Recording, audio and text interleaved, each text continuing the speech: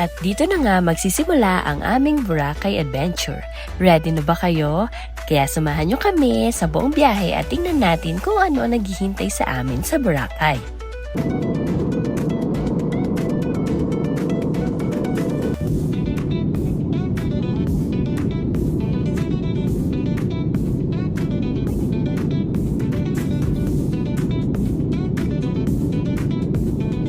Touchdown, Katiklan!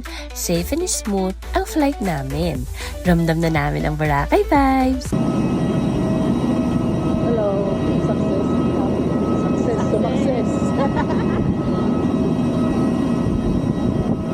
A few moments later. Back to Boracay din. Ma. Taray! Taray! Ano mo mo? Ay, Oh, may putas ah. Yan. Taray! taray naman yan. Taas mo, taas. Pasang na siya. Yan. Malakita lahat.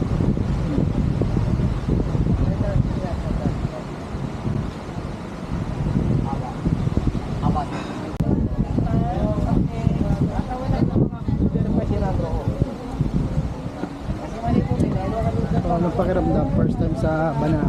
Banao? Ay, Banao. Sa Boracay pala. Happy. First time? First time. First time yun. First time. Aray ka na. Ay, mag-amaw. May laro. May laro yung dalawa na yun. May laro. First timers. Nandito na nga tayo sa Boracay. Medyo makulimlim ang panahon today. Pero okay lang yan. Iba pa rin talaga ang ganda ng Bora kahit walang masyadong sikat ng araw. Hi guys.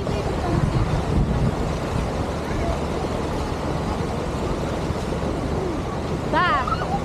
Kawai!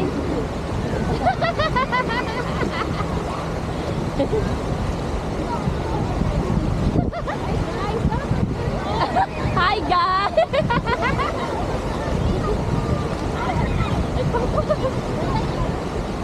Hi guys! May kapanaling kasama!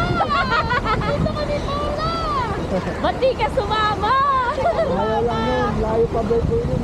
Hindi ko pala birthday! Kapanaling! Siguro sa mga oras na to, nabibilaukan na si Kapanalig.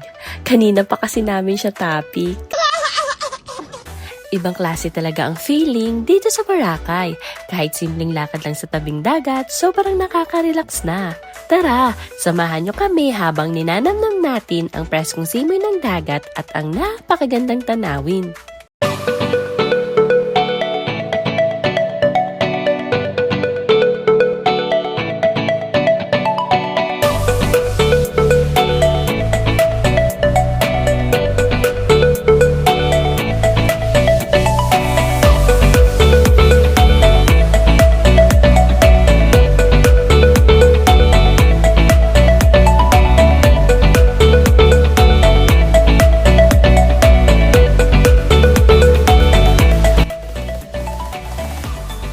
Ayan si Kuya Cyrus, hindi na nagpatumpik-tumpik, lublob agad sa dagat. Enjoy na enjoy talaga. This is our love song, life-sized and true, made of small hellos and coming home to you. Not perfect words, not a movie scene, just everyday love in the in-between. If all I do Ay, sorry. Sa sobrang ganda kasi ng Boracay, napasinimatic kami bigla. Habang naglalakad tayo, mapapansin nyo na medyo maraming lumot na inaano dito sa shoreline. Normal lang naman ito sa Boracay, depende sa season at kondisyon ng dagat. Pero kahit may mga lumot, grabe pa rin ang linaw ng tubig at ang ganda ng view. Kita pa rin yung signature white sand ng Boracay, kaya sulit pa rin ang paglalakad dito.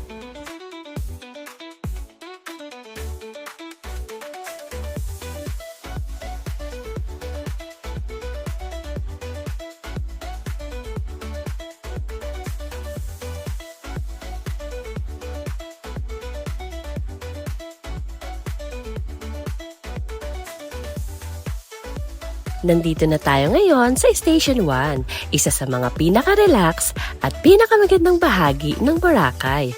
Mas tahimik dito kumpara sa ibang stations at mas malawak din ang beach. Kaya perfect para sa mga gustong mag-relax at umiwas sa mataong lugar.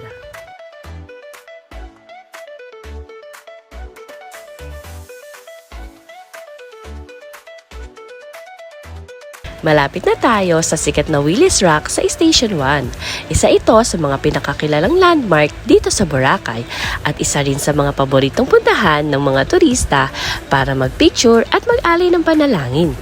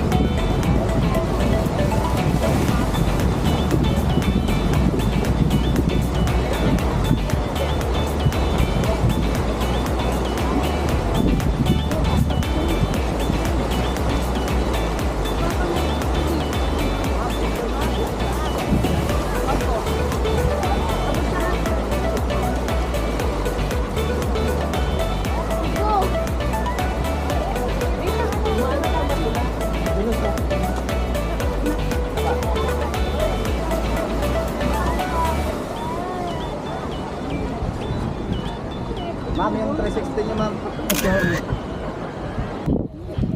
Pwede niya, wala nakakita. Huwag na doon na lang. From dagat, diretso agad sa pool para tayong nag-level up. Pero tubig pa rin ang ending. Nandito kami ngayon sa Aloha Boracay Hotel pool area. At honestly, ito yung part na parang, life is good. Kahit yung katawan mo pagod na sa lakad at swim. Pag HD, ano?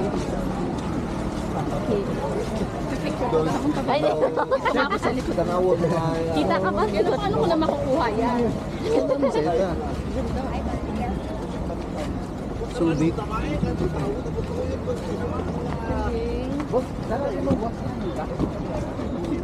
Day 2 na namin dito sa Boracay at panibagong adventure na naman ay naghihintay. Habang naglalakad kami sa floating bridge, ramdam na ramdam ang excitement sa bawat hakbang. Makukulay ang daanan at bawat sandali mas nagiging exciting habang papalapit kami sa bangka. Medyo makulimlim ang panahon ngayon kaya sakto lang, komportable lang maglakad habang nag-e-explore.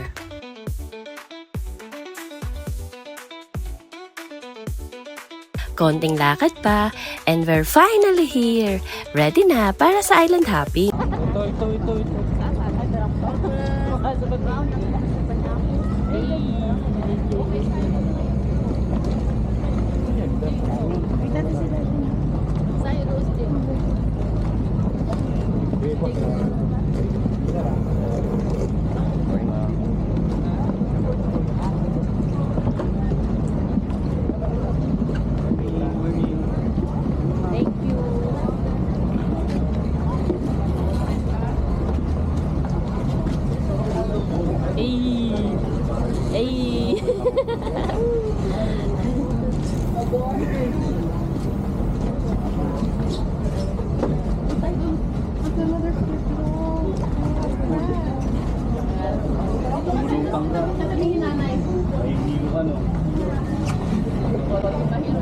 Entrance fee of 300 pesos because that's a private island. That's Boracay doesn't own it.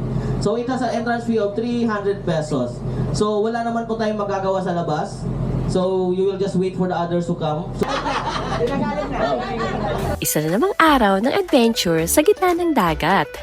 Day 2 starts now!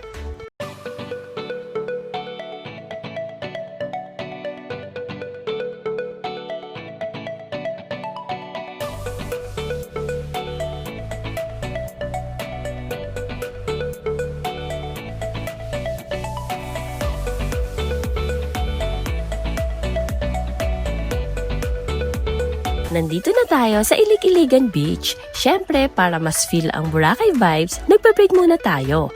Kaya ayan, ready na tayo para sa kayak at photo op.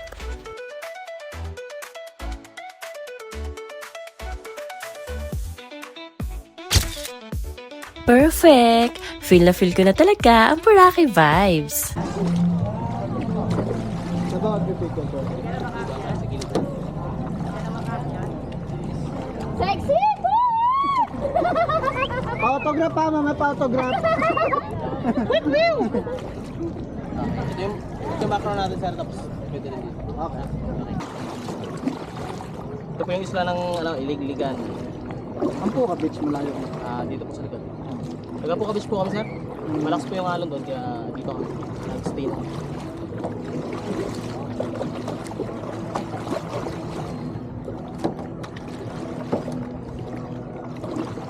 Pumasok sir. Sige sir, usapin dito. Yan.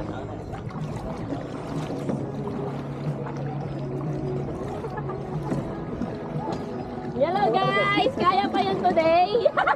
Originally, sa Puka Beach talaga ginagawa ang Crystal Kayak activity.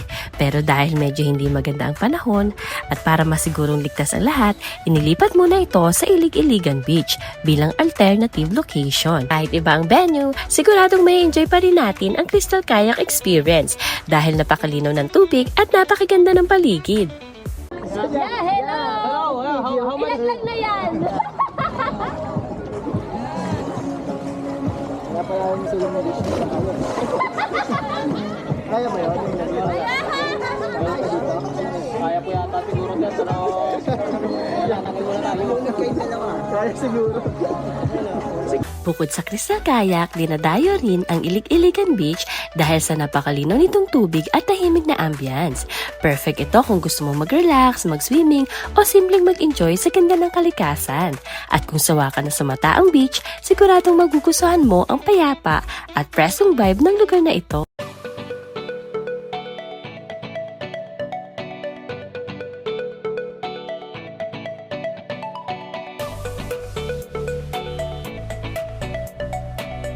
At dito nagtatapos ang aming Crystal Kayak experience. Isa na namang magandang alaala ang aming mababaon mula sa Boracay.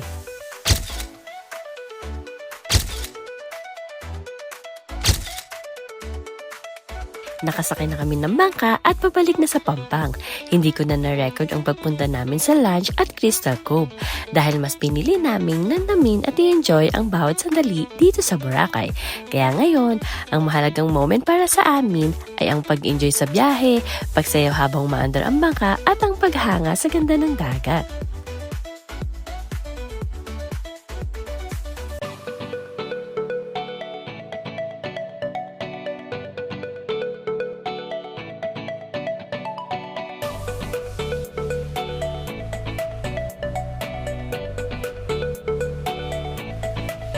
Ngayon naman, night walk tayo dito sa Boracay. Nandito kami ngayon sa Dimol, Boracay, isa sa mga pinakasikat na pasyalan sa isla. Dito ka makakabilang ng iba't ibang pasalubong, souvenirs at iba pang local products na pwede mong iuwi para sa iyong pamilya at mga kaibigan. Habang naglalakad, ramdam mo rin ang masiglang nightlife at masayang ambience ng Boracay.